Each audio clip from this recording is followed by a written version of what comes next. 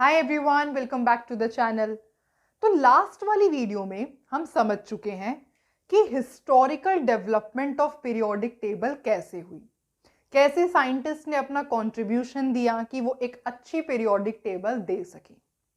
पर हमें पता है, जैसे हमने प्रीवियस वीडियो में देखा था, देयर वर मेनी लिमिटेशंस जिनको ओवरकम करना ज़रूरी था, और जो ओवरकम हुई bye a scientist Henry Mosle.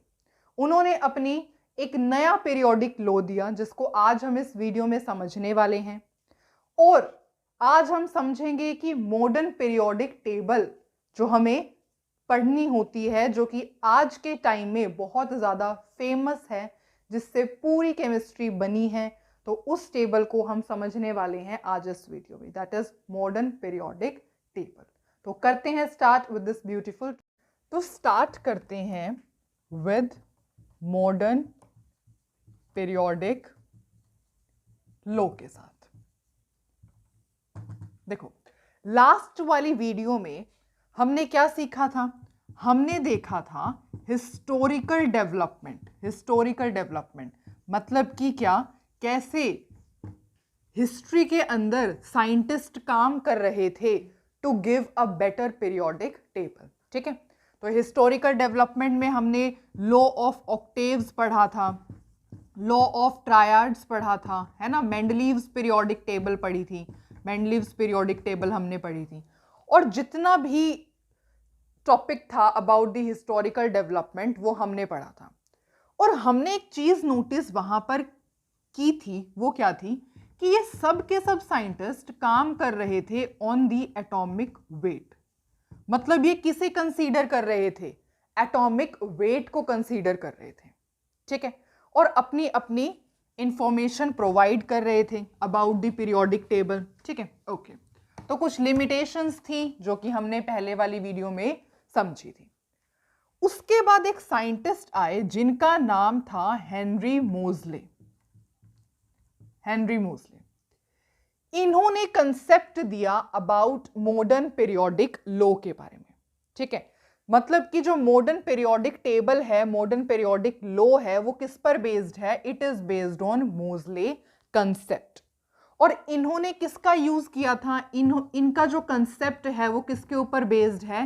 Atomic number के ऊपर। कैसे समझते हैं? पहले वाले सारे साइंटिस्ट काम कर रहे थे किस पर? जल्दी से बताओ। एटॉमिक वेट पे काम कर रहे थे। पर उसके बाद एक साइंटिस्ट आए हेनरी मोजले, जिन्होंने एटॉमिक वेट को कंसीडर नहीं किया।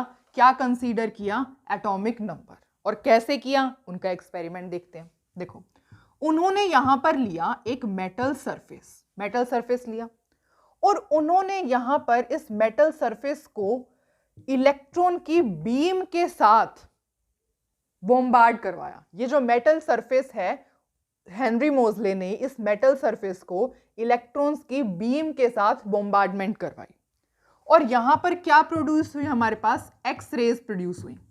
अब इसका क्या करें?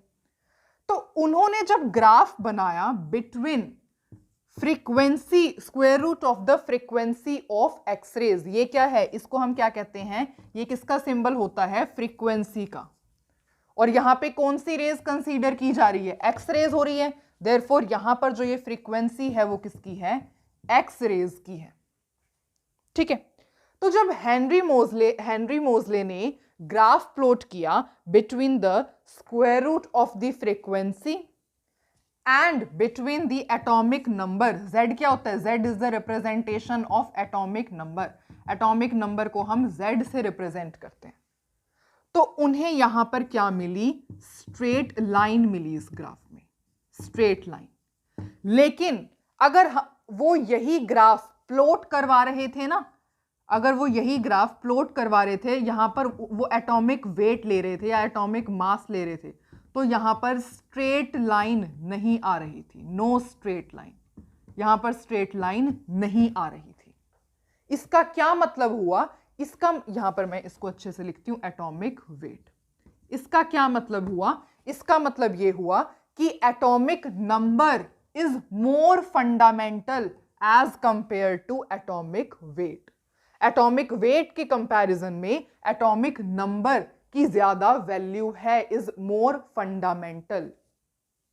और यहीं से जो है हमारे पास एक अच्छा सा लो आया जिसको हम किस नाम से जानते हैं, मॉडर्न पीरियोडिक लो के नाम से जानते हैं।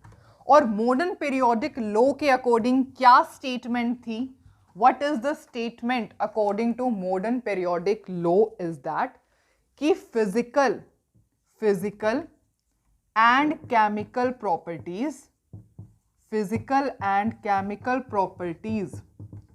आर periodic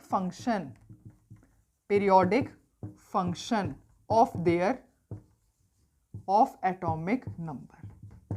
पहले वाले साइंटिस्ट क्या कर रहे थे, एलिमेंट्स को अरेंज कर रहे थे इन the order of atomic weight के बेसिस पे, है ना। पहले हम एटॉमिक वेट के बेसिस पे अरेंज कर रहे थे एलिमेंट्स को, लेकिन हेनरी मोज़ले ने क्या कहा कि एटॉमिक वेट फंडामेंटल प्रॉपर्टी नहीं है, फंडामेंटल प्रॉपर्टी एटॉमिक नंबर है। ठीक है, तो इस लॉ के अकॉर्डिंग क्या था कि जब हम एलिमेंट्स को अरेंज करेंगे in the order of increasing atomic number के बेसिस पे अरेंज करेंगे, तो जो उनकी फिजिकल और केमिकल प्रॉपर्टीज हैं they will get repeated after certain interval of time, after regular period of time. तो यहां से हमें मिलता है modern periodic law, physical and chemical properties आप यहां पर लिख सकते हो of elements are periodic function of their atomic number. जब हम atomic increasing order of atomic number के बेसिस पे एलिमेंट्स को अरेंज करेंगे, तो जो फिजिकल और केमिकल प्रॉपर्टीज है उन एलिमेंट्स की, they will repeat itself after a regular interval। ठीक है, ओके। तो ये था हमारा मॉडर्न पीरियोडिक लो।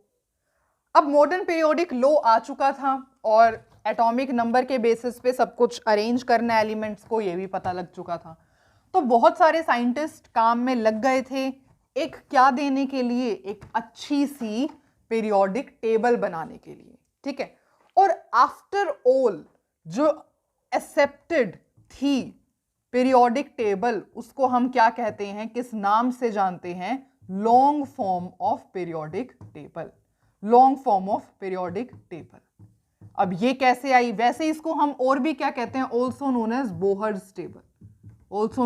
Bohr's table. ठीक है, तो long form of periodic table कैसी दिखती है आपको यहां स्क्रीन पर दिख रही है। देखो, अब आप ध्यान से देखोगे इस टेबल को और जो मैं बोलूंगी आपको वो एनालाइज करना है। ठीक है, देखो सबसे पहली बात, यहां पर आपको 4 ब्लॉक्स दिख रहे हैं, S block, P block, D block और एफ ब्लॉक। तो जो long form of periodic table थी उसके अंदर 4 अलग अलग ब्लॉक्स बनाए गए थे, और ऐसा क्यों हुआ था अभी हम समझेंगे। ठीक है, ओके। अब यहां पे आप देख रहे हो कि डी ब्लॉक के अंदर सबसे फर्स्ट वाली सीरीज को जहां पर मार्क किया हुआ है रेड पेन से, क्या हुआ है, 3D सीरीज। तो जो स्कैंडियम से Sc से लेकर के जिंक तक Zn तक चल रही है उसको हम क्या कह रहे हैं, 3D सीरीज। उसके बाद 4D सीरीज आ रही है, उसके बाद 5D सीरीज एंड लास्ट में 6D सीरीज। ये हो गया डी ब्लॉक का। ठीक है, एफ ब्लॉक के अंदर आप देख रहे हो कि जो फर्स्ट हॉरिजॉन्टल लाइन है वो क्या है, लेंथेनॉइड्स की है। इसको क्या कहते हैं, 4F सीरीज कहा जाता है। और ऐसा ये क्यों कहा जाता है अभी हम समझेंगे, इसको बहुत डीपली समझना है हमें। सबसे पहले आप देखो, ठीक है, जो नेक्स्ट हॉरिजॉन्टल लाइन है उसे हम क्या कह रहे हैं, एक्टिनॉइड्स कह रहे हैं, है ना, एक्टिनॉइड्स। और इसको हम क्या कहते हैं, 5F सीरीज कहते हैं। तो सबसे पहली बात जो आपको पता होनी चाहिए इस मॉडर्न पीरियोडिक टेबल के अंदर वो ये है कि मॉडर्न पीरियोडिक टेबल में 4 ब्लॉक हैं, S block, P block, D block and F block. D block के अंदर अगर आप देखेंगे तो यहाँ पे 3D सीरीज है, 4D series, 5D series, 6D series. F block के अंदर अगर आप देखोगे तो यहाँ पे आपके पास 2 सीरीज हैं, that is 4F series and 5F series. अब बात की जाए हाइड्रोजन की, जो कि बिल्कुल किसी भी ब्लॉक में नहीं है, एक अलग से सेपरेट प्लेस है उसका top of the periodic table में, है ना। हाइड्रोजन को अलग से रिप्रेजेंट किया हुआ है, और ऐसा क्यों है ये भी अब हम समझने वाले। तो आपको आई गेस थोड़ा सा आइडिया हुआ है कि long form of periodic table दिखती कैसी है। तो अब हम इसको थोड़ा सा आगे समझते हैं। देखो यहां पर आप देख रहे हो कि 18 वर्टिकल कॉलम्स आपको दिख रहे हैं। Long form of periodic table के अंदर 18 वर्टिकल कॉलम्स हैं, है ना। इन 18 वर्टिकल कॉलम्स को हम क्या कहते हैं, ग्रुप्स नाम दिया जाता है। कि मॉडर्न पीरियोडिक टेबल के अंदर कितने ग्रुप होते हैं, आप बोलोगे 18 ग्रुप्स हैं। 1 2 3 4 5 6 7 8 9 10 11 12 13 14 15 16 17 18 दिख रहा है आपको, ठीक है।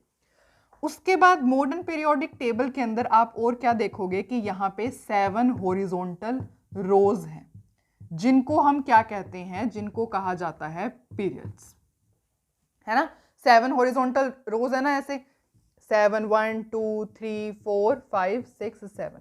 तो ये क्या है, 7 हॉरिजॉन्टल रोज हैं जिनको हम क्या कहते हैं, पीरियड्स कहते हैं। मॉडर्न पीरियोडिक टेबल के अंदर एलिमेंट्स को किसके बेसिस पे अरेंज किया जाता है, elements are arranged in increasing atomic number. छोटे से बड़ा, इंक्रीजिंग का मतलब छोटे से बड़े के तरफ हम एटॉमिक नंबर के बेसिस पे एलिमेंट्स को अरेंज करते हैं। तो इतना समझ में आया आपको, ठीक है। तो चलो अब हम इसको मॉडर्न पीरियोडिक टेबल को बहुत ज़्यादा डीपली समझने वाले हैं। तो जल्दी से आपने अब तक जो सीखा है वो शायद तो आपको ऑलरेडी पता होगा, ठीक है, पर अब जो आप सीखने वाले हो वो आप बिल्कुल ध्यान लगा करके समझोगे, ठीक है। तो करते हैं स्टार्ट। देखो सबसे पहले जो मैं आपको बोलती जा रही हूँ आप वहां पे देखते जाओ, अपना ध्यान आपको वहीं पर रखना है। तो सबसे पहले आप अपनी आईज को मूव करोगे और कहां पर लेके जाओगे, फर्स्ट पीरियड तक लेके जाओगे। देखो फर्स्ट पीरियड में आप क्या देख रहे हो, फर्स्ट पीरियड में आप देख रहे हो 2 एलिमेंट्स आपके पास हैं, हाइड्रोजन एंड हीलियम। 2 एलिमेंट्स है ना, हाइड्रोजन एंड हीलियम। तो यहां पर आप देखोगे कि जो फर्स्ट पीरियड होता है, फर्स्ट पीरियड उसके अंदर किसकी फिलिंग होती है, के शेल की फिलिंग की जाती है। किसकी फिलिंग की जाती है, के शेल की फिलिंग की जाती है, ठीक है। फर्स्ट पीरियड का क्या मतलब है, फर्स्ट पीरियड का मतलब होता है n इज इक्वल्स टू 1। ये फर्स्ट है ना, फर्स्ट पीरियड मतलब n इज इक्वल्स टू 1। अगर सेकंड पीरियड है, सेकंड पीरियड का क्या मतलब है, n is equals to 2। Third period का क्या मतलब है, n is equals to 3 and up to so on, ठीक है। तो फर्स्ट पीरियड में n की वैल्यू क्या है, प्रिंसिपल क्वांटम नंबर की वैल्यू क्या है, 1 है, ठीक है। और किसकी फिलिंग की जाएगी, यहां पर के शेल की फिलिंग होती है। उसके बाद अब यहां पर आपको पता है फर्स्ट पीरियड है, फर्स्ट पीरियड के अंदर कितनी ऑर्बिटल है, फर्स्ट पीरियड के अंदर 1s एक ही ऑर्बिटल होती है ना, एक ऑर्बिटल है। एक ऑर्बिटल में 1s के अंदर, मैं यहां पर ऐसे 1s को ड्रॉ करती हूं, कितने इलेक्ट्रॉन्स आ सकते हैं, जल्दी से बताओ। अब आप चैप्टर 2 पढ़ के आए हो, स्ट्रक्चर ऑफ एटम की पूरी वीडियोस, पूरा चैप्टर ऑलरेडी इस चैनल पे अपलोडेड हैं। जिसने नहीं पढ़ा है, बहुत इंपॉर्टेंट चैप्टर है नीट पॉइंट ऑफ व्यू से, आप जाकर के उसको पढ़ो, ठीक है। ओके, तो सबसे पहले फर्स्ट पीरियड के अंदर मैंने आपको बताया कितनी ऑर्बिटल हैं, एक ऑर्बिटल होती है 1s। अच्छा, कितने इलेक्ट्रॉन्स होते हैं 1s के अंदर, 2 ही इलेक्ट्रॉन्स होते हैं ना, 2 इलेक्ट्रॉन्स होते हैं। इस वजह से फर्स्ट पीरियड के अंदर आपके 2 एलिमेंट्स आते हैं जिनका नाम है हाइड्रोजन एंड हीलियम। तो अगर आपसे कोई डिटेल पूछे कि फर्स्ट पीरियड के अंदर सिर्फ 2 एलिमेंट्स क्यों आते हैं, तो आपको पता होना चाहिए फर्स्ट पीरियड के अंदर सिर्फ एक ऑर्बिटल, दैट इज 1s। कहीं और आपको 1 नंबर दिख रहा है यहां पे, कहीं नहीं दिख रहा होगा, है ना। एक ही ऑर्बिटल है 1s और उसमें कितने इलेक्ट्रॉन्स आ सकते हैं, 2 इलेक्ट्रॉन्स आ सकते हैं। इस वजह से फर्स्ट पीरियड के अंदर सिर्फ 2 एलिमेंट होते हैं, hydrogen and helium. First period की कहानी आपको समझ में आई, ठीक है, बहुत अच्छी बात। अब फर्स्ट पीरियड से अब हम कहां पे मूव करना है, हमें सेकंड पीरियड पे। तो अब इसका काम खत्म हो चुका है, 1s फिल हो चुकी है, ठीक है। अब हम किस पे मूव करते हैं, सेकंड पीरियड पे। सेकंड पीरियड पे जल्दी से बताओ n की वैल्यू कितनी होगी, n की वैल्यू 2, है ना।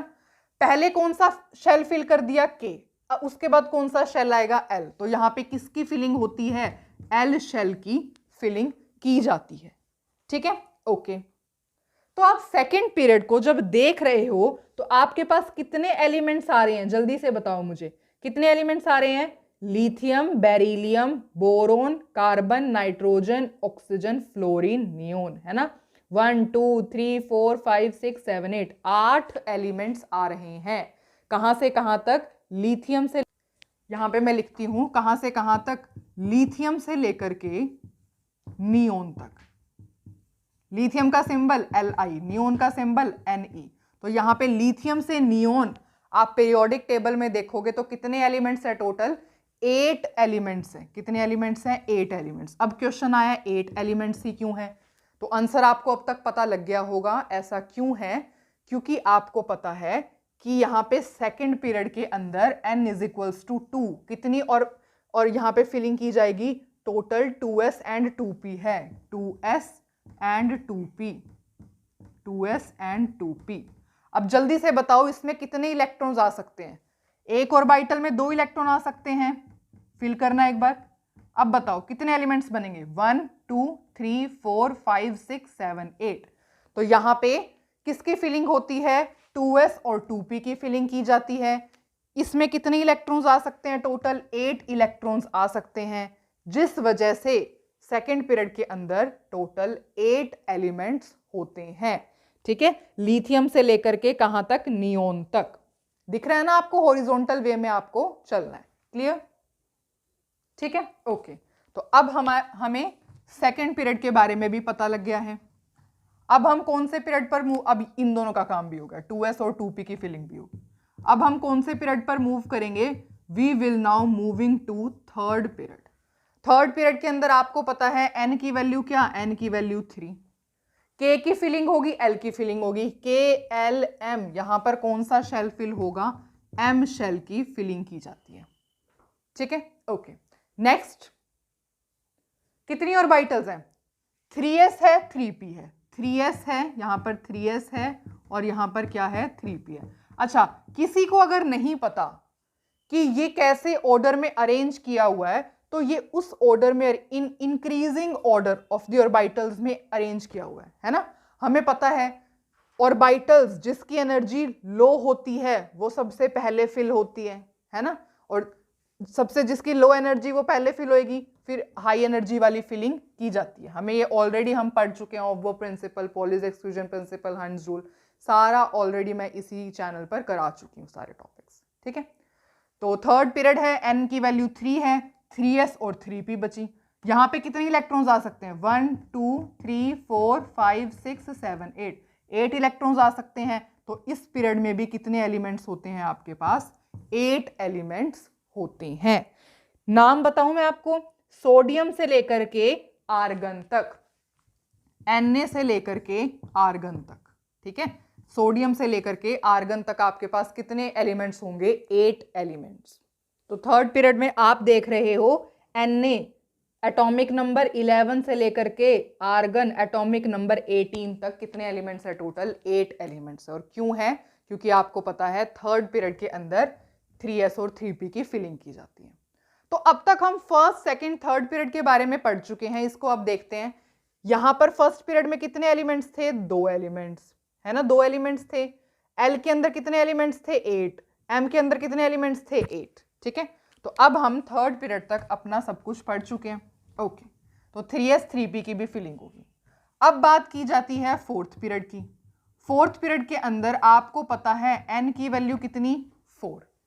KLM, यहां पर किसकी फिलिंग होगी? n शेल की फिलिंग की जाएगी। अब जल्दी से बताओ फोर्थ पीरियड में कौन सी ऑर्बिटल्स फिल होंगी? यहां पर क्या है? 4, तो 4। 3d आएगी, बिल्कुल आएगी, है ना। उसके बाद 4p, मतलब कि 4s एंड यहां पर 4p। ठीक है, कितने इलेक्ट्रॉन्स आ सकते हैं? जल्दी से फिल करो। 1 2 3 4 5 6 7 8 9 10 11 12 13 14 15 16 17 18। टोटल 18 इलेक्ट्रॉन्स है ये। तो फोर्थ पीरियड के अंदर टोटल कितने एलिमेंट्स आ सकते हैं? 18 एलिमेंट्स आ सकते हैं। 18 एलिमेंट्स कहां से स्टार्ट हो रहे हैं? जो आपका फोर्थ पीरियड है वो स्टार्ट हो रहा है पोटेशियम से लेकर के कहां तक एंड हो रहा है? Atomic number 36 that is Cr। तो K से लेकर के Cr तक आप अपनी पीरियोडिक टेबल में कैलकुलेट करोगे, इसका एटॉमिक नंबर 19, इसका एटॉमिक नंबर 36। कितने एलिमेंट्स हो जाएंगे टोटल? 18 एलिमेंट्स। ठीक है, पता लग गया आपको 18 एलिमेंट्स क्यों है फोर्थ पीरियड में? क्योंकि किसकी फिलिंग की जा रही है? 4s 3d 4p की फिलिंग की जा रही है। अच्छा, अब थोड़ा सा मैंने आपको बताया था 3D सीरीज के बारे में, तो उसको थोड़ा सा पढ़ते हैं। देखो यहां पर जो आपका एटॉमिक नंबर 21 है, ऑलरेडी मार्क किया हुआ है मैंने सर्कल से, रेड पेन से, एटॉमिक नंबर 21 आप देख रहे हो यहां पर 3D और 3D1 लिखा हुआ है ना। उसके बाद टाइटेनियम पे जाओगे, एटॉमिक नंबर 22 3D2 लिखा हुआ है, फिर 3D3 3D5 3D5 3D6 3D7 3D8 3D, इस तरीके से हो रखी है ना आपकी। मतलब क्या चल रहा है यहाँ पे? 3D ऑर्बिटल्स की फिलिंग चल रही है। 3D ऑर्बिटल्स की फिलिंग चल रही है कहाँ से? Sc that is atomic number 21 scandium से लेकर के कहाँ तक एंड कर रही है? Zinc atomic number 30। ऑलरेडी मैंने मार्क किया हुआ है रेड पेन से। ठीक है, तो ये क्या है? यहाँ पर 3D ऑर्बिटल्स की फिलिंग हो रही है, इस वजह से इस सीरीज को हम क्या कहते हैं? 3D ट्रांजिशन सीरीज कहते हैं, known as 3D transition series. ठीक है, और यहां पर जो एक गलती मैंने की है, ये Cr नहीं है, क्रिप्टोन दैट इज Kr आता है। ठीक है, ओके। तो फोर्थ पीरियड के बारे में आपको पता लगा। ठीक है, तो अब किसकी फिलिंग? 4s 3D 4p भी फिल हो गए हैं। अब किसकी बात की जाएगी? फिफ्थ पीरियड की, that is n is equals to 5। n is equals to 5 मतलब कि डायरेक्ट लिखती हूं यहां पर, फिफ्थ पीरियड की बात करते हैं। फिफ्थ पीरियड, ठीक है, यहाँ पे कितने हो गए थे? दैट इज 18 एलिमेंट्स आ गए थे, KLMNO। अब देखते हैं यहाँ पे कितने एलिमेंट्स आएंगे। देखो फिफ्थ पीरियड के अंदर आपको पता है किसकी फिलिंग होगी? 5s 5s 4d 4d 5p 5p, इसकी फिलिंग होगी, है ना। तो बताओ कितने एलिमेंट्स आ पाएंगे इस के अंदर? 5s 4d and 5p। जल्दी से कैलकुलेट करो। 1 2 3 4 5 6 7 8 9 10 11 12 13 14 15 16 17 18, टोटल 18 इलेक्ट्रॉन्स आ रहे हैं। इस वजह से फिफ्थ पीरियड के अंदर कितने एलिमेंट्स होते हैं? टोटल 18 एलिमेंट्स होते हैं, जो कि कहां से स्टार्ट हो रहे हैं? जो कि स्टार्ट हो रहे हैं एटॉमिक नंबर 37 से लेकर के एटॉमिक नंबर 54। एटॉमिक नंबर 37 से लेकर के एटॉमिक नंबर 54। आप जो है अपनी पीरियोडिक टेबल में जल्दी से देखो, है ना, Rb लिखा हुआ है ना, 37 एटॉमिक नंबर Rb, मतलब रुबीडियम से लेकर के 54 दैट इज जीनोन तक आपका फिफ्थ पीरियड चल रहा है। अच्छा, अब दोबारा से आप किसको देखोगे? जिस एलिमेंट को मैं आपको बोलूंगी, आप आ जाओ, जो मैंने ऑलरेडी सर्कल से मार्क किया हुआ है, एटॉमिक नंबर 39 Y, है ना, Y, ये ट्रियम पे आ जाओ। एटॉमिक नंबर 39 मिल गया, Y लिखा हुआ मिल गया है। ठीक है, ओके, सर्कल से मार्क कर रखा है मैंने रेड पेन से। यहां पर आप देख रहे हो 4D की फिलिंग स्टार्ट हो रही है ना, 4D फिल हो रही है। पहले 4D1, फिर एटॉमिक नंबर 40 में आप देख रहे हो 4D2 4D4 4D5 4D7 8 10, है ना, इस तरीके से 4D की फिलिंग हो रही है। तो 4D ऑर्बिटल की फिलिंग यहां पर हो रही है, इस वजह से इस सीरीज को हम क्या कहते हैं? 4D ट्रांजिशन सीरीज कहते हैं। ठीक है, एटॉमिक नंबर आपके पास 39 से लेकर के 48 एटॉमिक नंबर वाली ये जो सीरीज है, यहाँ पे 4D ऑर्बिटल की फिलिंग हो रही है। इसमें टोटल 10 एलिमेंट्स आपके आ रहे हैं, इस वजह से हम इनको क्या कह रहे हैं? 4D transition series. ठीक है, तो यहां पर हमारा एंड होता है फिफ्थ पीरियड भी। नाउ फिफ्थ पीरियड एंड होता है यहां पर। अब हमारे पास रह गए कितने? दैट इज सिक्स्थ और सेवंथ पीरियड। तो जल्दी से सिक्स्थ पीरियड के बारे में बात करते हैं। सिक्स्थ पीरियड के अंदर एन की वैल्यू दैट इज 6। यहाँ पे KLMNOP, इसमें देखते हैं कितने एलिमेंट्स आएंगे। सिक्स्थ पीरियड में सबसे पहले ये बताओ किसकी फिलिंग होगी? 6s की, 6s, 4f की, ठीक है, 5d की, ठीक है, एंड 6p की। ठीक है, तो इस तरीके से यहाँ पे 4 ऑर्बिटल्स की फिलिंग होती है। ऑर्बिटल्स नहीं, सब शेल। तो बताओ कितने एलिमेंट्स टोटल आ सकते हैं यहाँ पे। देखो 6s, ये 4f, मतलब कि 1 2 3 4 5 6 7, 4 5 6 7, ठीक है। 5d, 5d का मतलब ये 1 2 4 और 6p का मतलब ये। अब जल्दी से बताओ कितने एलिमेंट्स आ सकते हैं। देखो 1 2 3 4 5 6 7 8 9 10 11 12 13 14 15 16 17 18 22 23 24 25 26 27 28 29 30 31 32, 32 इलेक्ट्रॉन्स इसमें आ सकते हैं। 32 इलेक्ट्रॉन्स आ सकते हैं। देयरफॉर सिक्स्थ पीरियड में टोटल एलिमेंट्स कितने होते हैं? 32 एलिमेंट्स होते हैं, जो कि कहां से स्टार्ट हो रहे हैं? Atomic number 55, atomic number 55 that is CS से स्टार्ट हो रहे हैं और कहां पर एंड हो रहे हैं? Radon, that is atomic number 86 तक, दैट इज रेडोन तक एंड हो रहे हैं। ये क्या है? ये हमारा होता है सिक्स्थ पीरियड, ठीक है। ओके, तो सिक्स्थ पीरियड को आप थोड़ा ध्यान से देखोगे। देखो सबसे पहले एटॉमिक नंबर 55 आपको दिख गया, CS लिखा हुआ है, ठीक है। एटॉमिक नंबर 56 बेरियम वाला भी दिख गया होगा। उसके बाद एटॉमिक नंबर 57 लैंथेनम, है ना, ठीक है। अब आप देख रहे हो एटॉमिक नंबर 57 के बाद डायरेक्ट 72 है ना, तो ऐसा कैसे हुआ? अब आ जाओ आप लैंथेनॉइड्स जहां पर लिखा हुआ है। लैंथेनॉइड्स में आप देख रहे हो कि लैंथेनॉइड्स कहां से स्टार्ट हो रहा है? एटॉमिक नंबर 58 सीरियम वाले उससे, है ना, 58 59 60 एंड अप टू लैंथेनॉइड्स 71 तक एंड हो रहा है। तो ऐसा क्यों हुआ? देखो एक्चुअली होता क्या है, अगर हम ऑफबो प्रिंसिपल के अकॉर्डिंग चलेंगे तो सबसे पहले ऐसे होता है लोएस्ट एनर्जी वाली ऑर्बिटल की फिलिंग होगी, उसके बाद हायर एनर्जी वाली ऑर्बिटल की फिलिंग होगी, है ना। तो अकॉर्डिंग टू रूल सबसे पहले 6s फिल हो गई, 6s। तो अकॉर्डिंग टू रूल तो पहले 4f को फिल होना चाहिए था, है ना, पहले 4f को फिल होना चाहिए था, पर ऐसा नहीं होता। यहां पर 4f से पहले किसकी फिलिंग स्टार्ट हो जाती है? 4d की, सॉरी 5d की फिलिंग स्टार्ट हो जाती है ना। जो आप एटॉमिक नंबर 57 पे आओगे, जो कि मैंने ऑलरेडी सर्कल से मार्क किया हुआ है, रेड कलर के सर्कल से, लैंथेनम पे मैंने सर्कल से मार्क किया हुआ है, उसकी इलेक्ट्रॉनिक कॉन्फ़िगरेशन आप देखोगे तो 5d16s2 है एटॉमिक नंबर 57। यहां पे देखो सबसे पहले 6s1 की फिलिंग हो रही है एटॉमिक नंबर 55 में, एटॉमिक नंबर 56 में 6s2 की फिलिंग हो रही है, मतलब 6s कंप्लीटली फिल हो चुका है। उसके बाद 4f की फिलिंग होनी चाहिए थी, पर आप देख रहे हो कि एटॉमिक नंबर 57 में 5d की फिलिंग हो जाती है। ये किसके अगेंस्ट है? दिस इज अगेंस्ट ऑफबो प्रिंसिपल, ठीक है। उसके बाद 57 के बाद आप आओगे एटॉमिक नंबर 58 पे, जो कि सीरियम से स्टार्ट हो रहा है।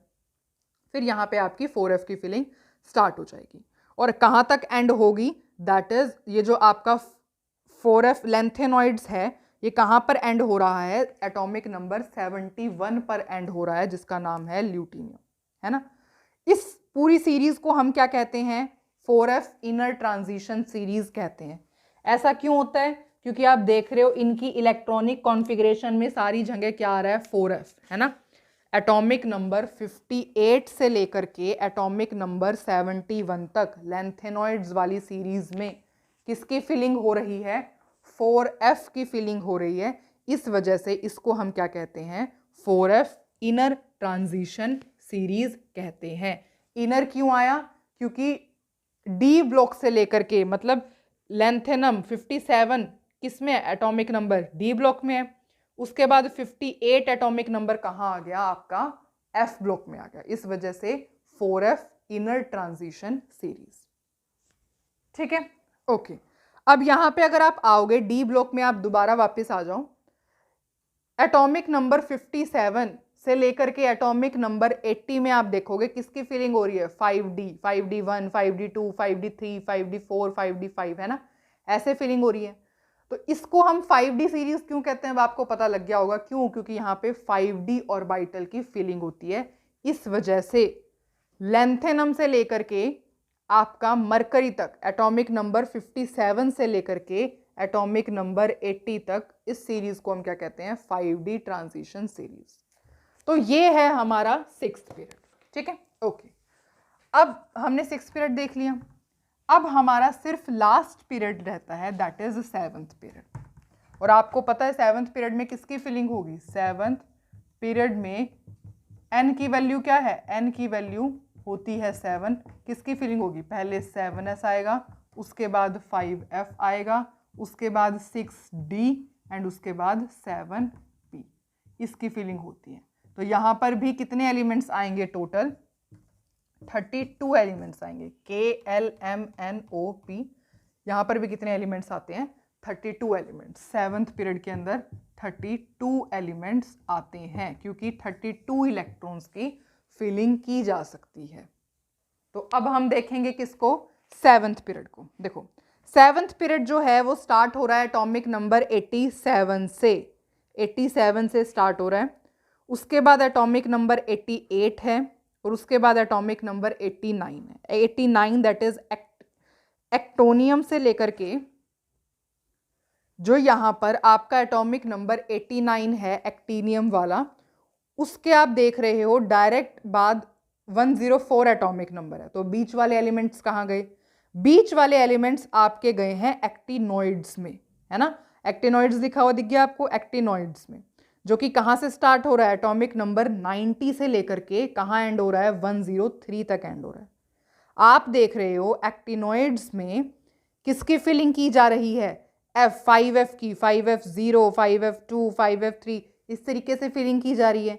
इस वजह से एक्टिनॉइड्स को हम क्या कहते हैं? 5F इनर ट्रांजिशन सीरीज भी कहते हैं। ठीक है, ओके। अब आप डी ब्लॉक में दोबारा वापस आओगे तो एटॉमिक नंबर 89 है, उसके बाद 104 से लेकर के 112। यहाँ पे आप देखोगे वैसे इनकी इलेक्ट्रॉनिक कॉन्फ़िगरेशन इतनी इंपॉर्टेंट नहीं होती है, ठीक है, लेकिन आपको पता लग ही गया होगा कि यहाँ पे 6d की फिलिंग होती है, 6d ऑर्बिटल की फिलिंग होती है, 6d ऑर्बिटल की फिलिंग होती है। इस वजह से इनको क्या कहा जाता है? 6d transition series. तो समझ में आ गया आपको first, second, third, fourth, fifth, sixth, 7th period. मैंने आपको बहुत ज़्यादा डीपली समझाया इसमें इतने एलिमेंट्स क्यों होते हैं इस पीरियड में, ठीक है, किसकी फिलिंग हो रही है। अब इलेक्ट्रॉनिक कॉन्फ़िगरेशन की हम बात करने वाले हैं तो उसके बारे में हम समझेंगे, पर सबसे पहले आपको मैं एक चीज़ बताना चाहती हूँ। आप पीरियोडिक टेबल जो आपकी स्क्रीन पर चल रही है उस पर ध्यान दीजिए और एटॉमिक नंबर 90 पर आ जाइए। एक्टिनॉइड्स लिखा हुआ दिख रहा है ना आपको? एक्टिनॉइड्स ढूंढो जल्दी से, कहाँ है? एक्टिनॉइड्स मिल गया, ठीक है। एटॉमिक नंबर 90 है, TH लिखा हुआ है, थोरियम, है ना। इसकी इलेक्ट्रॉनिक कॉन्फ़िगरेशन आप मेरे को बताओ। इसकी इलेक्ट्रॉनिक कॉन्फ़िगरेशन है 5F0 से स्टार्ट हो रही है, 5F0। 5F0 का क्या मतलब होता है आपको पता है? 5F0, 5F0 का मतलब 5F ऑर्बिटल में एक भी इलेक्ट्रॉन नहीं है। तो मैं आपसे एक क्वेश्चन पूछूंगी कि यहां पर 5F के अंदर कोई, थोरियम के अंदर 5F में कोई भी इलेक्ट्रॉन नहीं है, तो इसको F ब्लॉक में रखा ही क्यों गया है? Why thorium is placed in F block? इसमें तो 5F के अंदर कोई इलेक्ट्रॉन ही नहीं है। ऐसा इसलिए है क्योंकि थोरियम की जो प्रॉपर्टीज है ना वो F ब्लॉक के एलिमेंट्स के साथ मैच होती है। इस वजह से थोरियम के अंदर 5F के अंदर कोई इलेक्ट्रॉन ना होने के बावजूद भी इसे F ब्लॉक में रखा गया है, ठीक है। थोरियम की इलेक्ट्रॉनिक कॉन्फ़िगरेशन अगर आप ध्यान से देखेंगे तो यहाँ पे d ऑर्बिटल की फिलिंग हो रही है, 6d2 से स्टार्ट हो रही है, तो इसे रखना तो d ब्लॉक में चाहिए था, लेकिन F ब्लॉक में क्यों रखा गया है आपको पता लग ही गया होगा। क्यों रखा गया है? क्योंकि इसकी प्रॉपर्टीज रिजेंबल करती है with the F block elements. Clear? इतना क्लियर है आपको? ठीक है, बहुत अच्छी बात। तो अब आप पीरियोडिक टेबल के बारे में 50% जानकारी ले चुके हैं। हाँ जी, अब तक इतना आधे घंटे की वीडियो में पढ़ने के बाद भी आपको सिर्फ 50% ही आया है पीरियोडिक टेबल का। अब सोचोगे ऐसा क्या रह गया 50% में? तो 50% में अब हम जो मेन इंपॉर्टेंट बात करने वाले हैं that is about electronic configuration. Electronic configuration, do not worry, बहुत अच्छे से समझेंगे हम इसको, ठीक है। तो सबसे पहले रिवाइज में आपको करवा दूं, फर्स्ट पीरियड में कितने एलिमेंट, 2 एलिमेंट, फिर 8 8 18 18 32 32, first second third fourth fifth six 7, इस तरीके से एलिमेंट्स चल रहे हैं। Clear, okay. अब बारी आती है इसको रब करने की। क्यों इसको हम रब इसलिए कर रहे हैं क्योंकि अब हमें क्या समझना है, इलेक्ट्रॉनिक कॉन्फ़िगरेशन को समझना है। रात के बज रहे हैं 8:30 एंड यहां पर मैं कर रही हूं वीडियो रिकॉर्ड। तो अब जैसे कि आप स्क्रीन पर देख रहे हैं, मैंने ऑलरेडी इलेक्ट्रॉनिक कॉन्फ़िगरेशन लिखी हुई है। एस ब्लॉक एलिमेंट्स की इलेक्ट्रॉनिक कॉन्फ़िगरेशन ये होती है, डी ब्लॉक एलिमेंट्स की इलेक्ट्रॉनिक कॉन्फ़िगरेशन ये होती है, पी ब्लॉक की इलेक्ट्रॉनिक कॉन्फ़िगरेशन ये, और एफ ब्लॉक एलिमेंट्स की इलेक्ट्रॉनिक कॉन्फ़िगरेशन ये होती है। ठीक है, अब मैं आपको प्रूव करके दिखाऊंगी कि ये इलेक्ट्रॉनिक कॉन्फ़िगरेशन ऐसे किस वजह से है। तो आपने सबसे पहले मैं आपको बताती हूँ ग्रुप 1 के एलिमेंट्स। ग्रुप 1 के एलिमेंट्स देखो, ग्रुप 1 के एलिमेंट्स जैसे कि हाइड्रोजन, लिथियम, Na, एक बार यही देख लो आप।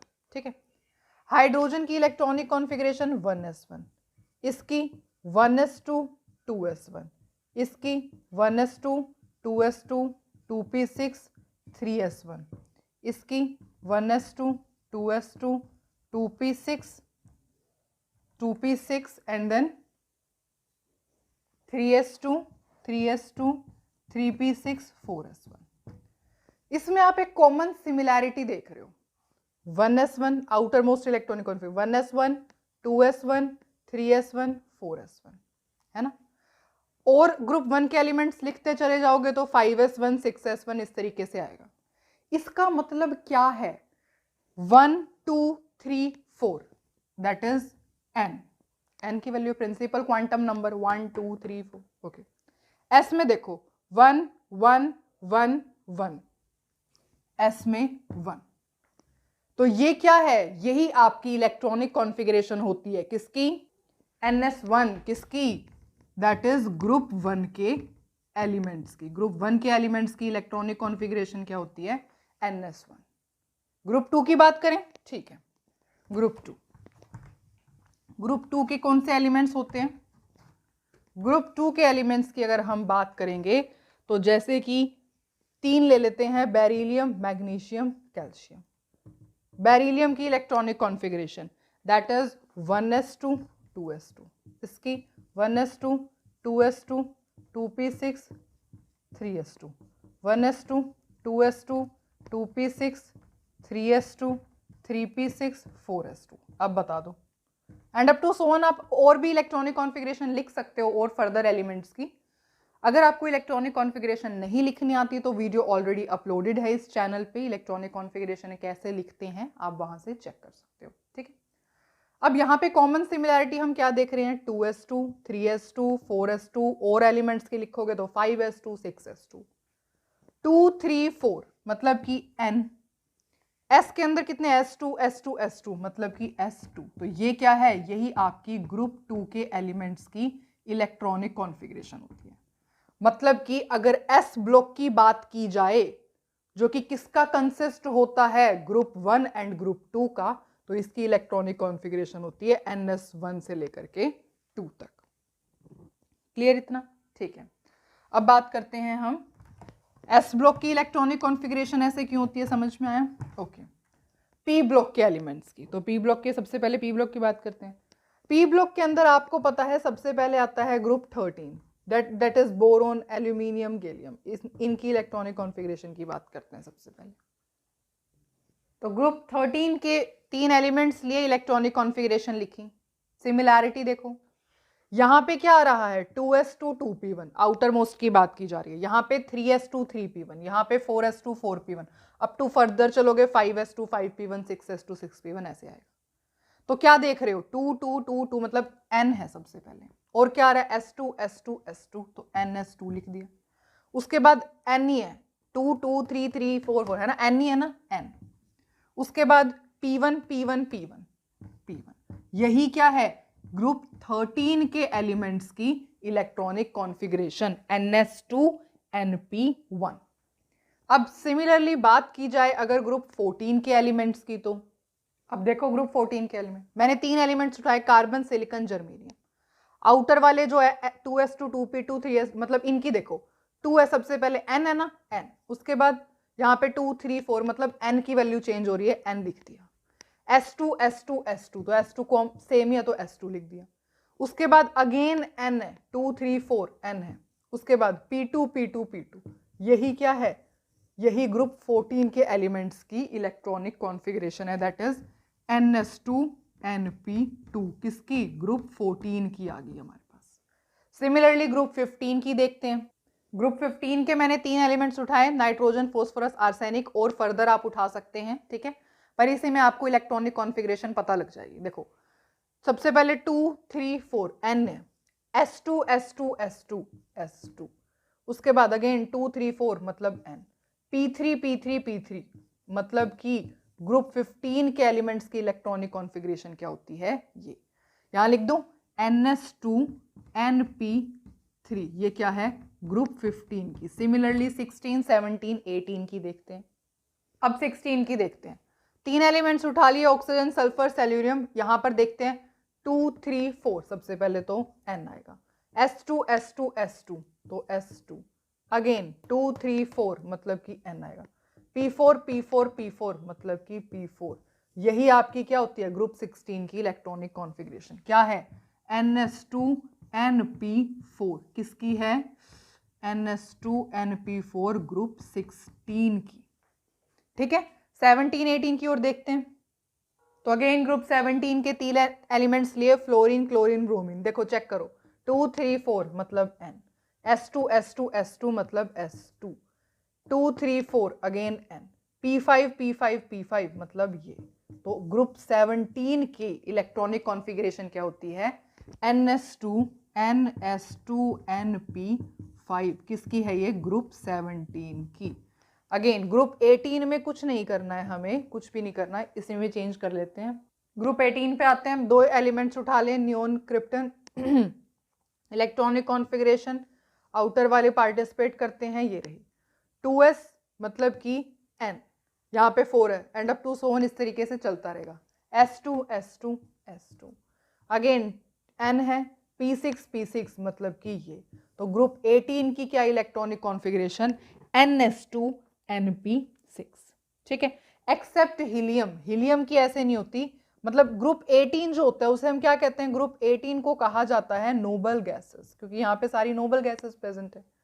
हीलियम की इलेक्ट्रॉनिक कॉन्फ़िगरेशन 1s2 होती है, ठीक है, बाकी सभी की इलेक्ट्रॉनिक कॉन्फ़िगरेशन ग्रुप 18 की आप कैलकुलेट कर सकते हो इस फॉर्मूले से, ns2 np6 से, ठीक है, ओके।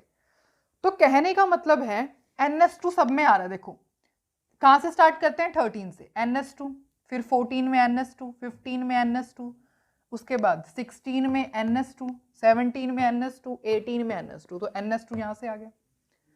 np1 से 6 क्यों लिखा हुआ है, देख लो, 1 2 3 4 5 6, इस वजह से p ब्लॉक की इलेक्ट्रॉनिक कॉन्फ़िगरेशन क्या होती है, ns2 np1 से लेकर के 6।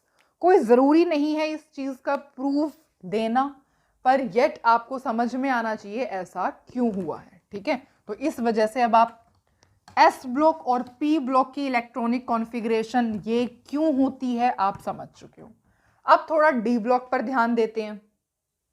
तो जैसे आप स्क्रीन पर देख रहे हो डी ब्लॉक एलिमेंट्स को, तो डी ब्लॉक एलिमेंट्स में आप देखो कि एटॉमिक नंबर 21 से लेकर के 30 तक कोई भी एलिमेंट आप उठा लो, देखो इसमें आपको एक रेगुलर ट्रेंड देखने को मिल रहा है, 3d1 है ना, कोई भी सपोज हम Fe उठा लेते हैं, एटॉमिक नंबर 26 की हमने Fe उठाया, एटॉमिक नंबर 26, इसकी इलेक्ट्रॉनिक कॉन्फ़िगरेशन आपको दी गई है 3d6 4s2, ये लिखी गई है। अब इसी को देख लो क्या है, देखो ये देखो आपको मैं एक बात बताती हूं,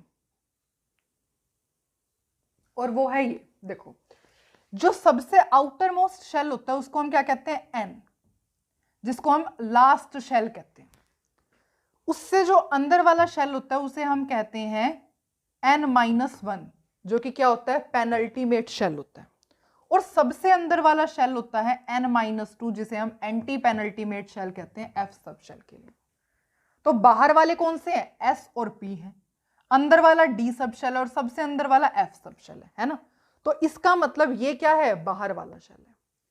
कैसे लिख सकते हैं हम इसको, NS लिख सकते हैं ना। ये क्या है, 4N है, S है, ठीक है। अभी देखो ये 4 है, N है, ये 3 कब आया होगा, N-1 से आया होगा, ठीक है। और यहां पे क्या है, D है, यहीं से आ गई आपकी इलेक्ट्रॉनिक कॉन्फ़िगरेशन। देखो D के अंदर आप कितने इलेक्ट्रॉन्स 1 से लेकर के 10 तक आ सकते हैं, S के अंदर कितने इलेक्ट्रॉन्स आ सकते हैं, 0 से लेकर के 2 तक आ सकते हैं। तो D ब्लॉक की इलेक्ट्रॉनिक कॉन्फ़िगरेशन क्या होती है, ये होती है। इसी तरीके से आप कोई भी D ब्लॉक का एलिमेंट उठा सकते हैं एंड D ब्लॉक के एलिमेंट्स पर ये कॉन्फ़िगरेशन वैलिड रहती है, ठीक है। हमने इसी को देख करके हमने डी ब्लॉक का एक एलिमेंट उठाया है, उसको उसकी इलेक्ट्रॉनिक कॉन्फ़िगरेशन लिखी है और देखा है कैसे बनी होगी। इस तरीके से डी के अंदर मैक्सिमम 10 इलेक्ट्रॉन आ सकते हैं और एस के अंदर मैक्सिमम 2 इलेक्ट्रॉन आ सकते हैं। तो डी ब्लॉक की इलेक्ट्रॉनिक कॉन्फ़िगरेशन ऐसे होती है, ठीक है। एफ ब्लॉक की इलेक्ट्रॉनिक कॉन्फ़िगरेशन पर आप लर्न कर सकते हैं N-2 F 0 से 14, N-1 D 0 से 2 NS2, ठीक है। एफ ब्लॉक के बारे में ज़्यादा बात नहीं की जाती, क्लास 12th के अंदर हम इसको पढ़ते हैं, ठीक है। एंड अगर आपको इलेक्ट्रॉनिक कॉन्फ़िगरेशन को लर्न एफ ब्लॉक की करना है, सबसे इजीएस्ट मेथड है ये डायग्राम लर्न कर लो, बात खत्म। NS सबसे पहले बाहर क्या आता है, N आता है, NS लगा दिया, ठीक है। अंदर वाले में क्या आएगा, अंदर वाले में क्या आता है, N-1, N-1 किसके लिए होता है, डी सब शेल के लिए, डी लगा दिया। सबसे अंदर वाले में क्या आता है, N-2 किसके लिए, F सब शेल के लिए। तरीके से हम इलेक्ट्रॉनिक कॉन्फ़िगरेशन लिखते हैं, ठीक है, ओके। तो इलेक्ट्रॉनिक कॉन्फ़िगरेशन आई गेस आपको समझ में आ गई है। एंड अब बात करते हैं आगे, देखो अब बात करते हैं ग्रुप्स और पीरियड्स की। थोड़ा सा देखो, ग्रुप्स के अंदर जैसे आप देख रहे हो यहां पर स्क्रीन पर, ग्रुप आपको पता ही है टोटल पीरियोडिक टेबल के अंदर 18 ग्रुप्स होते हैं, है ना।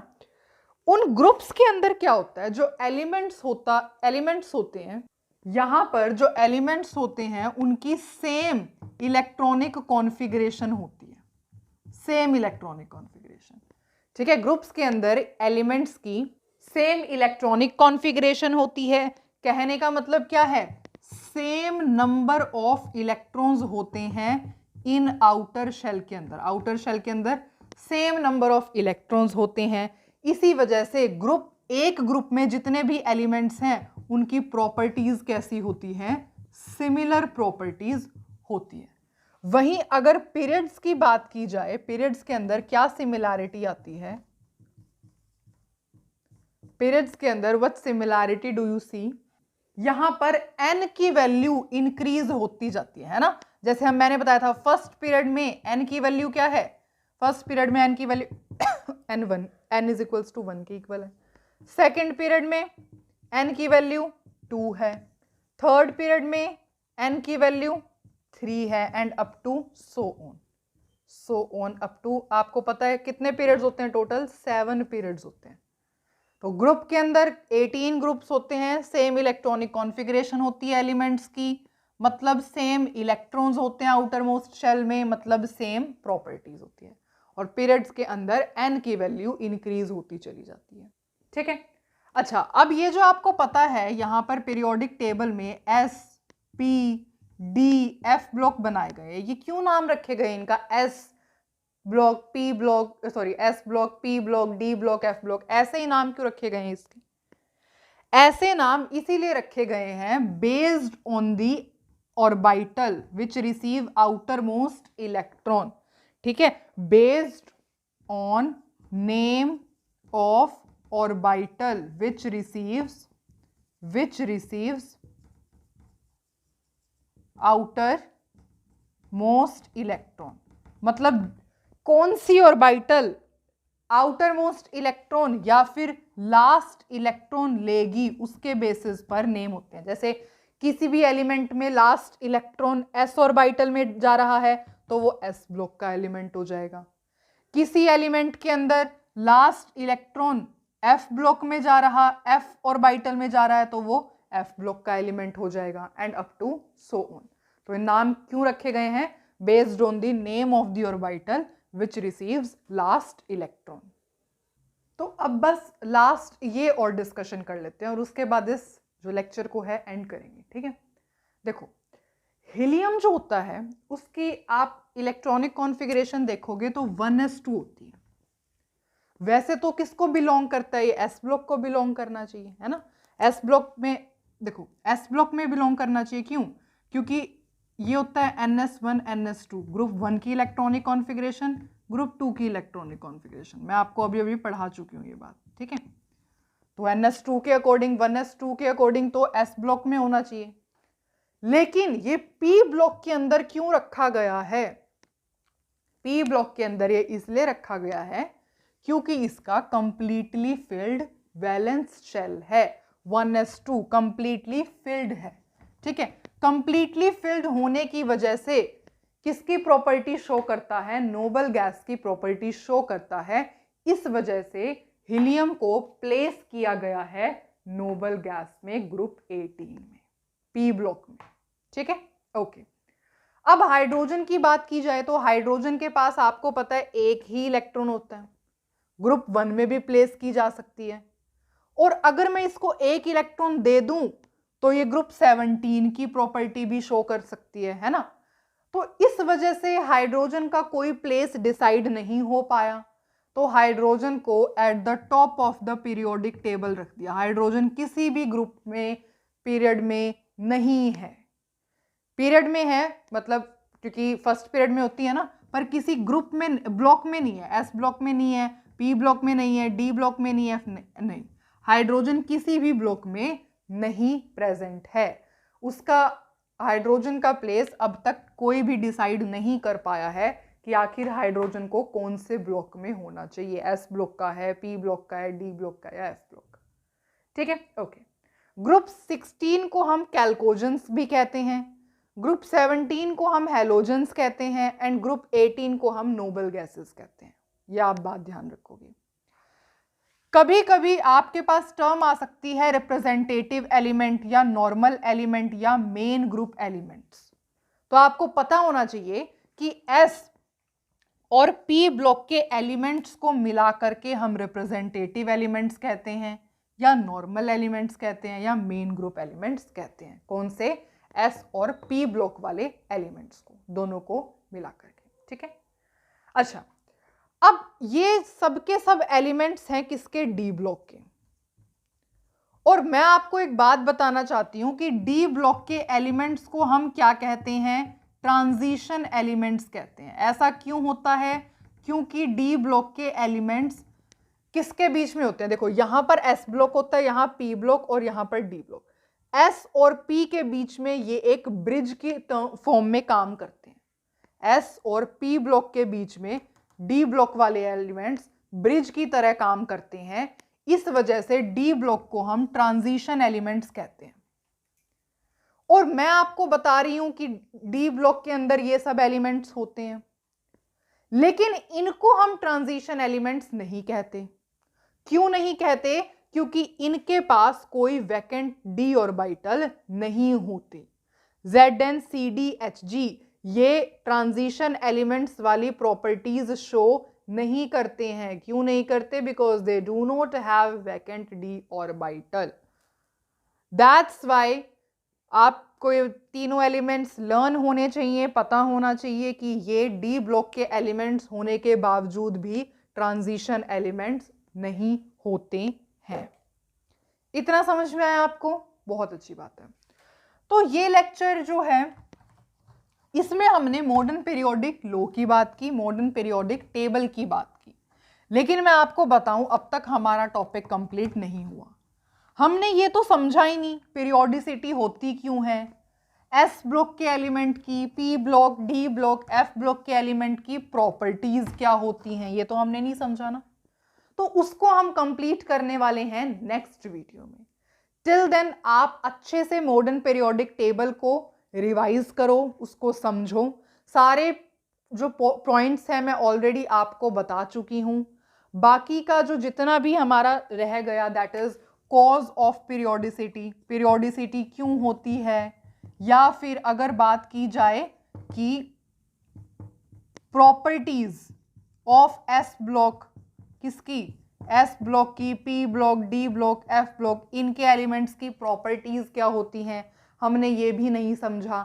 हमने अब तक ये भी नहीं समझा ट्रिक क्या है, trick to learn periodic table. इतनी बड़ी पीरियोडिक टेबल ऐसे तो लर्न हो नहीं सकती, तो therefore there must be a trick to learn periodic table.